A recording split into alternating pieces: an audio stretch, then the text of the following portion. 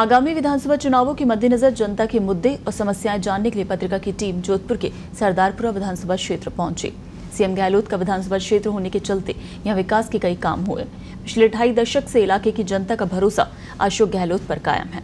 यहां तक कि जोधपुर विकास प्राधिकरण का आधे से ज्यादा पैसा सिर्फ सरदारपुरा के विकास पर खर्च होता है। पत्रिका टीवी के लिए जोधपुर से हरेंद्र सिंह बगवाड़ा की ग्राउंड रिपोर्ट देखिए।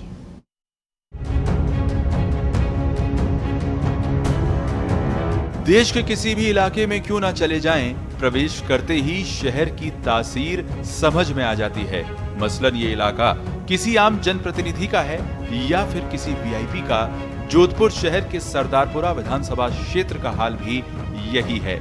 इलाके में प्रवेश करते ही पता चल जाता है कि यहाँ बात दूसरे इलाकों से कुछ अलग है।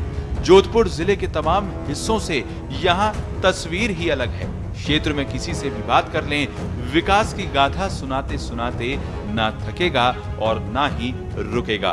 कारण भी साफ है, सरदारपुरा कांग्रेस के दिग्गज अशोक गहलोत का विधानसभा क्षेत्र जो ठहरा। शहर की सरदारपुरा विधानसभा सीट पिछले 2.5 दशक से मुख्यमंत्री अशोक गहलोत के कब्जे में है।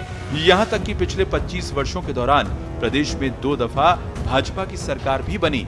जोधपुर जिले की सीटें भी भाजपा ने कब्जा ली, लेकिन सरदारपुरा की जनता ने गहलोत पर ही भरोसा कायम रखा। हम सीधे ही सरदारपुरा क्षेत्र जा पहुंचे।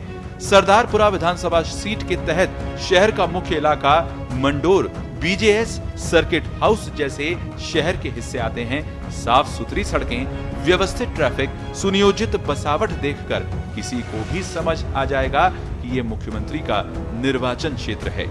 मेहरानगढ़, उम्मेद भवन, मंडोर गार्डन जैसे पर्यटन महत्व के इलाके भी सरदारपुरा सीट के तहत ही आते हैं। जोधपुर शहर का इलाका 3 विधानसभा सीटों में बटा हुआ है। जोधपुर शहर, सूरसागर और सरदारपुरा।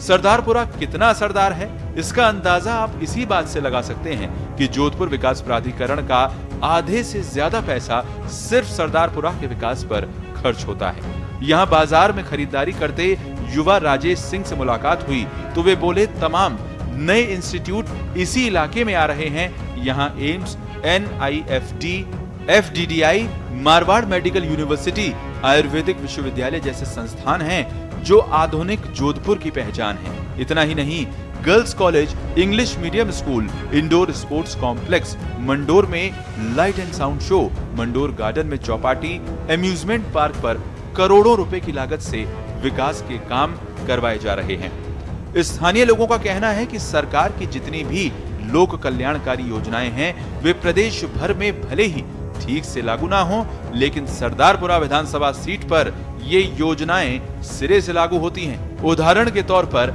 मुख्यमंत्री शहरी रोजगार योजना के आंकड़े देखिए। यहाँ 28,000 परिवारों ने इस योजना के तहत पंजीयन करवाया है।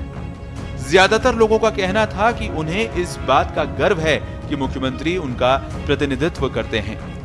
अगर आप विकास कार्य की लिस्ट देखेंगे तो मेरे ख्याल से इतने विकास कार्य आज तक न तो हुए न होंगे कभी। आप ये देख लीजिए, पहले मंडोर गार्डन पूरा उजला हुआ था, कई वर्षों तक मंडोर गार्डन को तरह का विकास कार्य नहीं हुआ। अब आप इस मंडोर गार्डन के अंदर आकर आप देखेंगे तो बहुत ही सुंदर विकास कार्य हुए हैं। इसके अंदर लाखों करोड़ों रुपए इसके अंदर सरकार की तरफ से, जेडी की तरफ से लगे हुए हैं। और अगर आप देखेंगे तो चैनपुरा स्टेडियम के अंदर बच्चों के लिए स्पोर्ट्स कॉम्प्लेक्स बनाया गया। नागौर रोड के ऊपर अगर आप देखेंगे तो एजुकेशन हब बना दिया पूरा। और मतलब ऐसा कोई भी क्षेत्र नहीं छोड़ा जिसके अंदर आप यहाँ देखेंगे ट्रैफिक की समस्या थी। किला रोड से घोड़ाघाटी तक जो एक रोड निकाली है, वो मतलब पर्यटक के लिए बहुत ही अच्छी, मतलब एक सुविधाजनक एक चीज़, मतलब उन्होंने रोड निकाल के डायरेक्ट पर्यटक किले पे, फोर्ट पे जा सकते हैं। मतलब इस टाइप से आप चिकित्सा में देख लो, हर चीज़ के अंदर मतलब अशोक गहलोत सरकार ने बहुत ही अच्छा काम किया। शादी की खरीदारी करने आई तीजन बाई का कहना था कि यहाँ इतना काम होने के बाद भला स्थानीय जनता का समर्थन क्यों नहीं मिलेगा।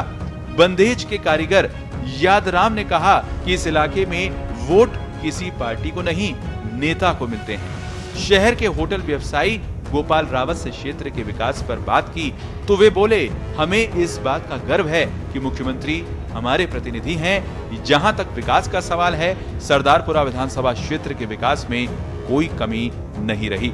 गहलोत का पुश्तैनी घर महामंदिर इलाके में है, लेकिन वे जब भी जोधपुर आते हैं यहाँ के सर्किट हाउस में ही ठहरते हैं, यहीं वे जन सुनवाई करते हैं।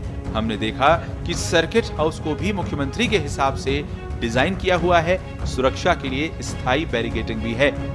पत्रिका टीवी के लिए जोधपुर से हरेंद्र सिंह बगवाड़ा की रिपोर्ट।